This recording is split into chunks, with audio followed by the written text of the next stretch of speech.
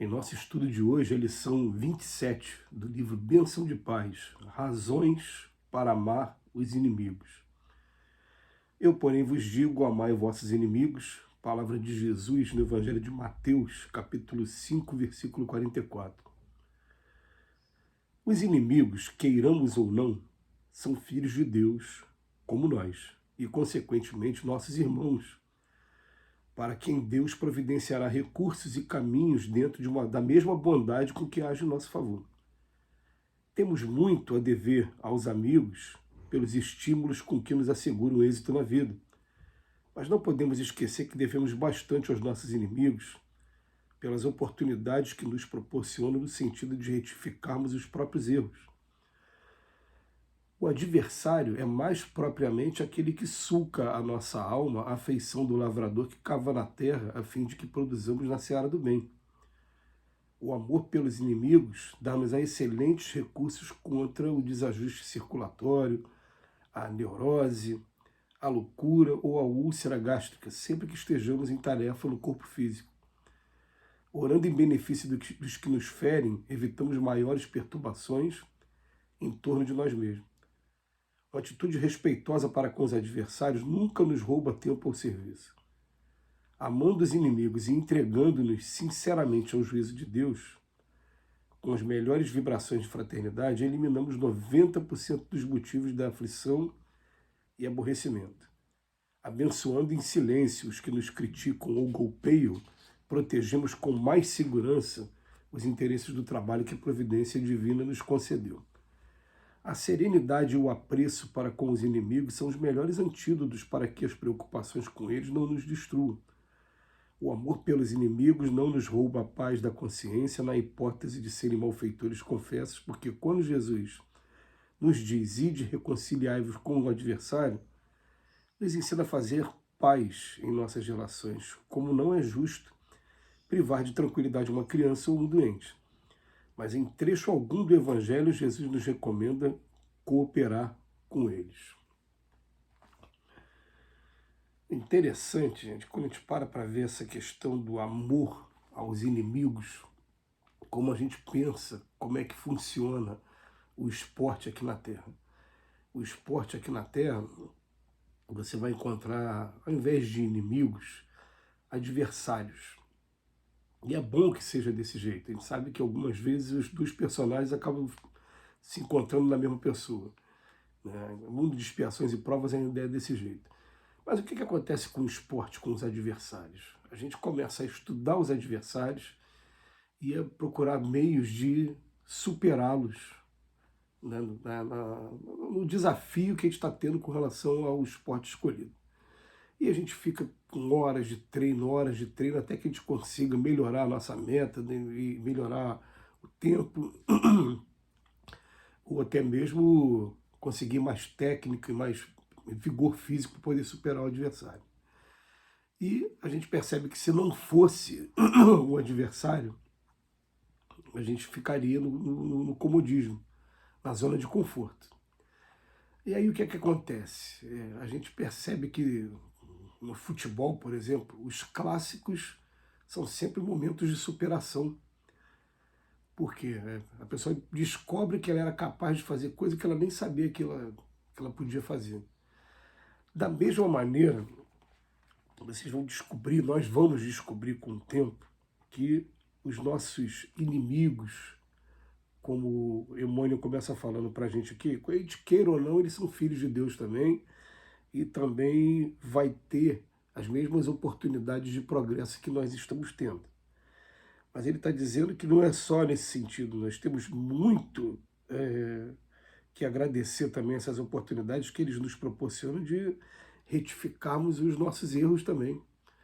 Porque o Emmanuel dá umas dicas muito profundas, que a gente sempre vai fazer referência, em primeiro lugar, ao Evangelho segundo o Espiritismo, no seu capítulo 12, Amar os Inimigos, quando, logo no segundo texto do capítulo, ele vem falar sobre o que seja amar os inimigos, e ele coloca um roteiro ali para a gente, um roteiro que é muito profundo de psicologia, e é mais ou menos assim.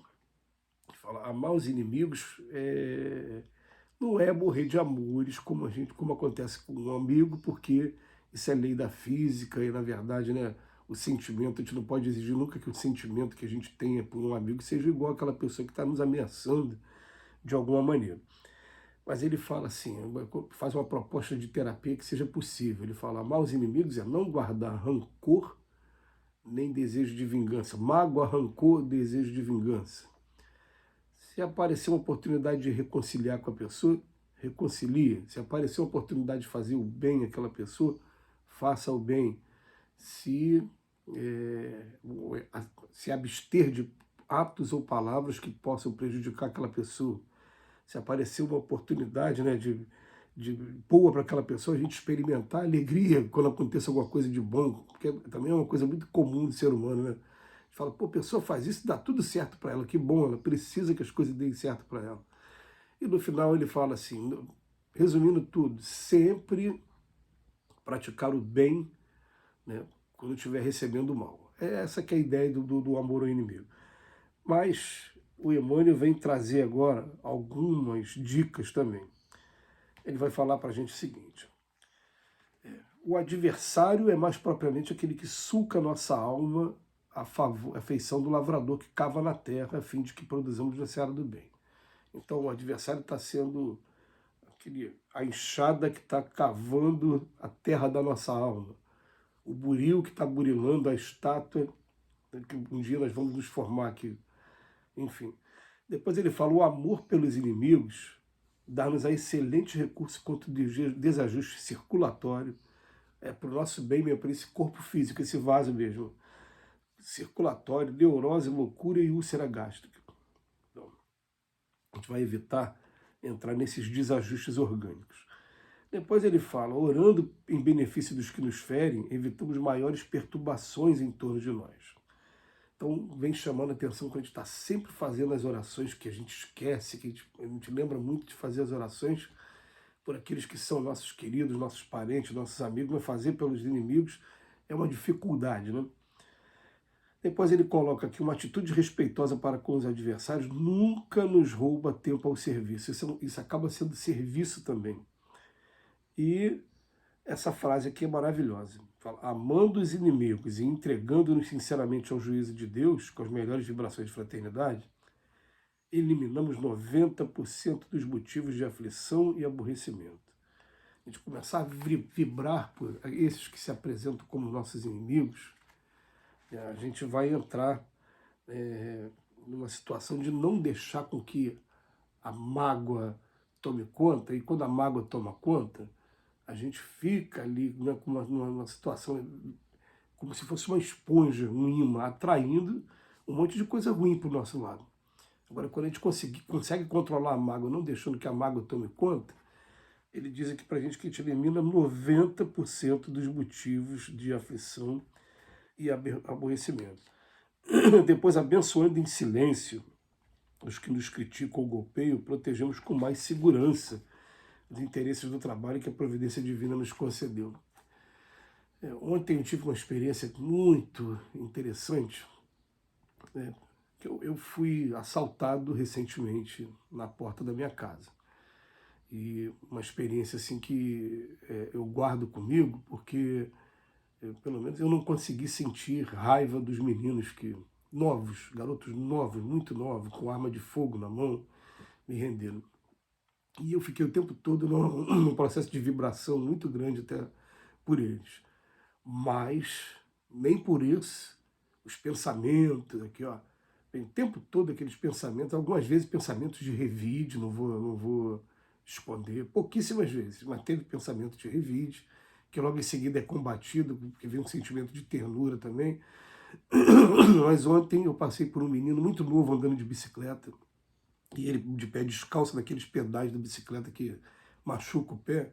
Eu falei, rapaz, você vai para casa assim? Vai, é. Ele me chamou de tio, é tio.